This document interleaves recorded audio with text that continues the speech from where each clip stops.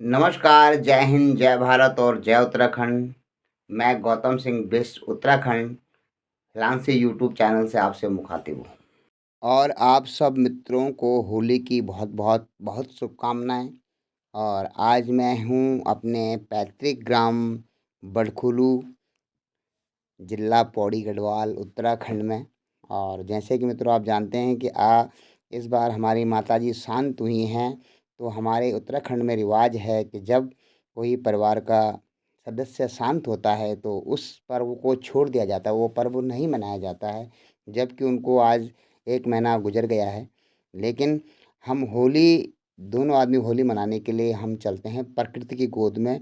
और आपको भी ले चलता हूँ उत्तराखंड के जंगलों की तरफ। मित्रों कहते हैं कि जब जो आनंद आपको भरी भीड़ में मिलता है, वह आनंद आत्मज्ञानी आदमियों को या यूं कहें कि आध्यात्मिक आदमियों को प्रकृति के बीच में रहकर मिलता है। प्रकृति के बीच में आप रहते हैं तो रूप रस गंध शब्द स्पर्श के टच में रहते हैं और प्रकृति के गुणों के पास रहते हैं। साथ ही आपको अगर दोनों आदमी आप हों, मियाँ बीवी अगर साथ में हों, तो आपको बतियाने का एक समय मिलता है। और कई कई लोग तो ऐसे होते हैं कि उनको पता ही नहीं चलता कि वे पहली बार कब हंसे थे अपने जीवन में, और कब किस प्रसंग पे उनको हंसी आई थी। हंसी उनके जीवन से एकदम से नदारद हो जाती है। अब हम प्रवेश कर चुके हैं जंगलों में, और जहाँ पर पहले ही सबसे पहले जो प्रकृति का लाल रंग आपको दिख रहा है, ये सेमल के फूल हैं। सेमल के फूल जब चारों तरफ इस प्रकार से प्रकृति में होते हैं, इसके फूलों की भी सब्जी बनाई जाती है, बहुत अच्छी सब्जी बनती है सेमल के फूलों की। और यूँ कहें कि जैसे प्रकृति अपने हाथ से लाल रंग का गुलाल आपको मल रही हो।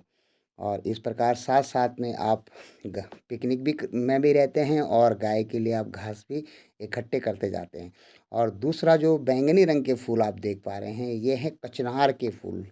हमारे यहाँ इसको गुइरियाल कहते हैं। और ये कचनार के फूलों की सब्जी बहुत ही अच्छी बनती है। और इसकी जो कचनार की कली होती है, इसकी संज्ञा भी दी जाती है कचनार की कली की, जो कभी लोग इसकी उपमा देते हैं। तो कचनार की कली से पकोड़े बहुत अच्छे बनते हैं। ये देखो आप कचनार की छोटी-छोटी कलियाँ आप देख पा रहे हैं। इस प्रकार से इससे पकोड़े भी बहुत अच्छे बनते हैं। उत्तराखंड का एक बहुत फ़ेमस डिश बनती है इससे। और साथ-साथ में आप अपनी गायों के लिए भी घास इकट्ठी करते रहते हैं, क्योंकि 2 ढाई किलो दूध आपके उन्होंने देना भी है। अब ये हैं सहजन के फूल, सफ़ेद रंग के जो फूल आप देख पा रहे हैं, ये हैं सहजन के फूल। हमारे यहाँ इसको सूंदन भी कहा जाता है कहीं-कहीं। बहुत पौष्टिक होता है, इसकी सब्ज़ी थोड़ी कड़वी होती है, लेकिन उबाल करके बनाई जाती है और पानी निकाल दिया जाता है तो फिर कड़वी नहीं होती है। बहुत ही उपयोगी सब्ज़ी है।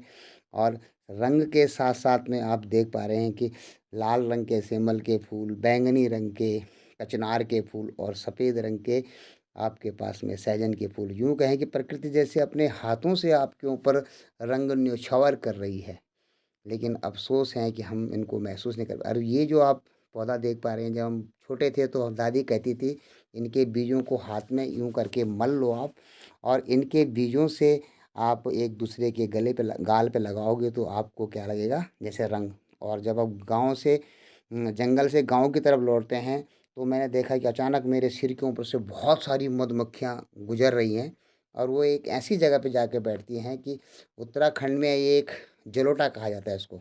देख रहे हैं आप, घर के बीच में एक छोटा सा छेद है, और उसके पीछे कुछ गुड़ और इस प्रकार की सामग्री रखी जाती है, जिसमें कि मधुमक्खी आकर्षित होकर के, जो मधुमक्खियों का जो सिपाही है जो घूमते रहते हैं, वो अपने लिए उपयुक्त जगह ढूंढते हैं अपनी रानी के लिए, और इस जगह पर ये आकर के बैठ जाते हैं। अभी अभी ये ताज़ी मक्खियाँ यहाँ पर बैठ रही हैं। जैसे ही मैं गाँव की तरफ चला, तो तब मुझे ये देखने को मिला। ये मधुमक्खियों का दृश्य भी मैं आपको दिखा रहा हूँ, किस प्रकार से उत्तराखंड में मधुमक्खियों का मधुपालन होता है। लेकिन अब यह धीरे धीरे समाप्ति की तरफ जा रहा है, क्योंकि उत्तराखंड में प्रचुर मात्रा में फूल होते हैं, और उन फूलों से एक ऐसी मदहोश सी गंध चलती है, जैसे आप कहीं कहीं पर रात की रानी की गंध देखते हैं। अब इजाज़त चाहते हैं। जय हिंद, जय भारत और जय उत्तराखंड।